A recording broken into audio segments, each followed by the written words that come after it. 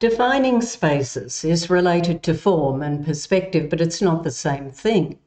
Form is about how the objects or centre of interest are arranged on the canvas. Perspective is about how those centres relate to one another in terms of depth of field, but it's not the whole story. Defining spaces is how those areas of interest are supported, and that depends on the style and subject of the painting, of course. In a landscape, for instance, or maybe a cityscape, the area of interest could be the foreground, but it could also be the middle ground or the background. But in a portrait, it will certainly be the foreground, and in an abstract painting, it could be anywhere, perhaps across the whole of the canvas.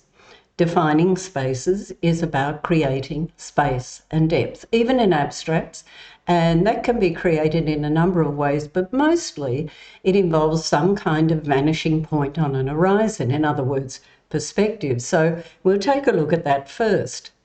If the vanishing point isn't taken into account, then the image can be confusing, and some artists use that to create challenging work. They use it deliberately. M.C. Escher made a name for himself playing with vanishing points and confusing perspective. In this one-point perspective drawing of a streetscape, the vanishing point is as far away as the eye can see, that is, a point on the horizon. Because at some point the street curbs, if they continue for far enough away, will appear so close together they look to be meeting. If one were to build a wall blocking off the street, there would still be a vanishing point on the horizon, but you wouldn't see past the wall. The same applies to this painting, Suburban Suite. The shapes are so dense we can't see past them, but the vanishing point still exists. And although it may or may not have been the intention of the artist, the edges of what appears to be a waterway at the front meet at what might be the base of the mountains behind. So the eye detects the area where the horizon line might be and creates a space within those vanishing lines, which extends the sense of space despite the complexity of the swirling shapes and the bright colours. The upward curves of what appear to be hills in the background tend to suggest the viewer is looking up to them, which also helps to create an illusion of an horizon line at the base of the mountain. But if I hadn't pointed it out, perhaps you mightn't have noticed it. When shapes line up, they lead the eye. If they're all sitting on the same plane, we see them as being equidistant from our viewpoint. They create an invisible wall, even if they're different shapes and sizes. But when they're placed randomly, they could be any distance and any size from the observer's perspective. We must define their point in space with several other factors, including shape, size, placement, and colour. They appear to float in space because there's no horizon except a point in the centre, which is an infinite distance away. The smaller sizes can be interpreted as being further away, but that requires them to be in some kind of relationship, and that requires added pieces of visual information. These drawings are black on white, but if colours are added, then the warm colours advance forwards while the cooler colours recede. So we've created space and depth with colour alone. Even the smaller shapes appear to advance if they're a warm colour. There is no horizon, but the vanishing point will be in the middle since there's no other reference. If a row of objects are the same size and recede away from the viewer, they need to be proportionately smaller to appear that way.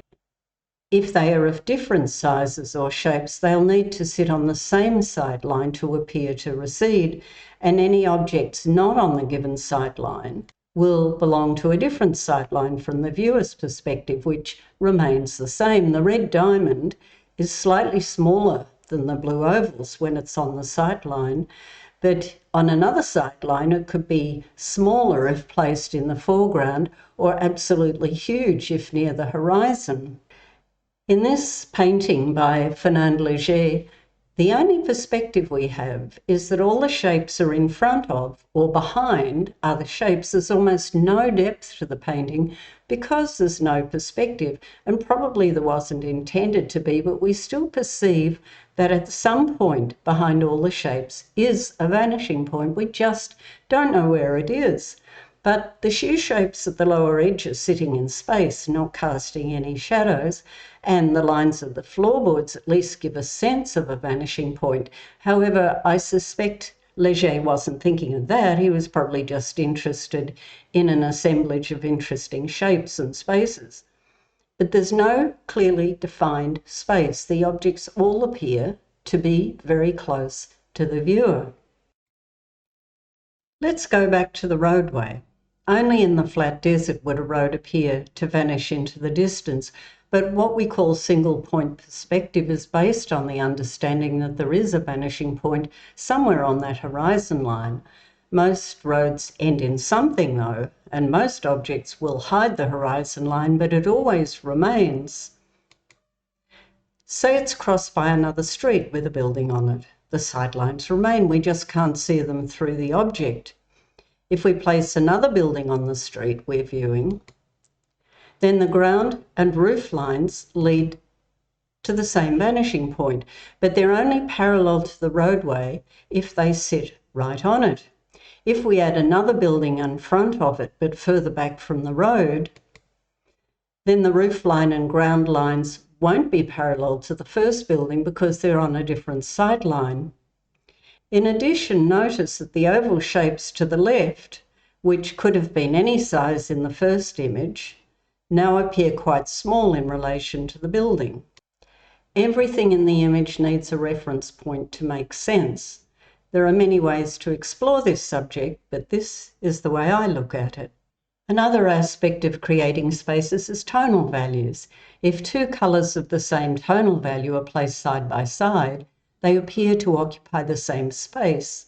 These are not identical in value, but they're pretty close. If you place one in front of the other, they still seem to occupy the same space. But if they're of different values, the relationship changes, and the one in front tends to stand out more, but it advances or recedes depending on the colour temperature.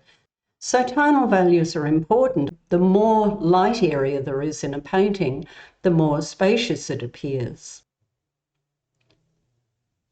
In this work by Jean-Charles Cazin, the tonal values are pretty dark, especially the house to the left, which is almost black. And because there aren't any really light areas, it feels very dense and close, even though it's a landscape and should feel broader. And if you look at the grey tones, it looks even flatter.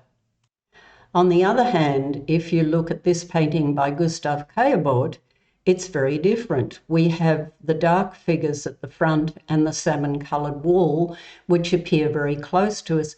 And then behind us, even though it's an enclosed area, obviously the town square, it's full of light coming from the sun through the clouds. So even though it's raining, the painting has much more space. There's two spaces have been created, the area where the figures are and then the area in the background. And if you look at the Caillebotte in grayscale, it's quite a bright and open painting. It might not be to your style, but nevertheless it works. And if we look at this photograph of a laneway, we can see that because the sun is shining on the buildings to the right and being reflected on the buildings to the back, it's actually quite bathed in light, so it feels open and spacious. But if you can imagine there was no sunlight and it was quite dark in the laneway, it would feel very confined. And in Suburban Suite, the colours are very strong and bright, but they're also quite deep in tone. So it tends to have a flattening effect on the painting. The only thing that gives it some space is the aerial perspective, which I talked about a few minutes ago. And in this portrait by Jacques-Louis David, it looks quite expansive because the background, despite being flat, is light in colour. It's not as light as the dress, but there's not much contrast in tonal values. So there are no defined spaces. So it does feel open, but it also feels flat. If you add a little bit of floor to the lower left of the canvas, then that creates a defined space. The dark colour pushes the frock forwards a little bit, and the painting immediately has more depth of field. And the figure is grounded. It has space, it has context. So then we come to light and shade. Shade on objects and shade on background areas. Shading is used to define where an object sits in space, to define the shape of the object, and also where the light source is. A very dark shadow, as on the right, tends to indicate a single and powerful light source, whereas a lighter shadow, as on the left, indicates a gentler light source, but both are floating in space without further information.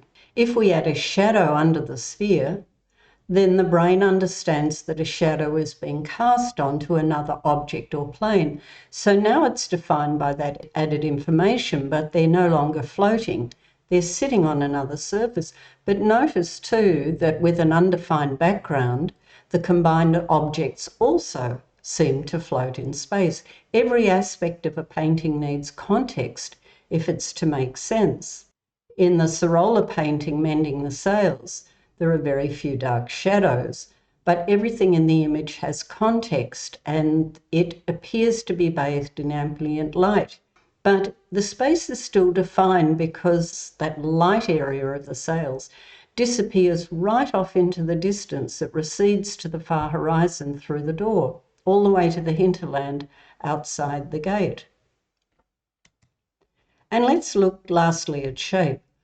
The brain tends to register shapes that extend outwards as being in front. An arrow shape will appear that way, but if another line is added, then all three sections appear to be in the same plane, unless one is of a different tone or colour.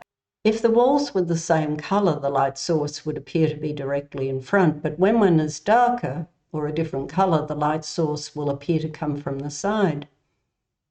If objects are added, then even if the lines are not visible, just carrying the tones generally down and forwards is enough to define the space in which the subject or subjects are sitting.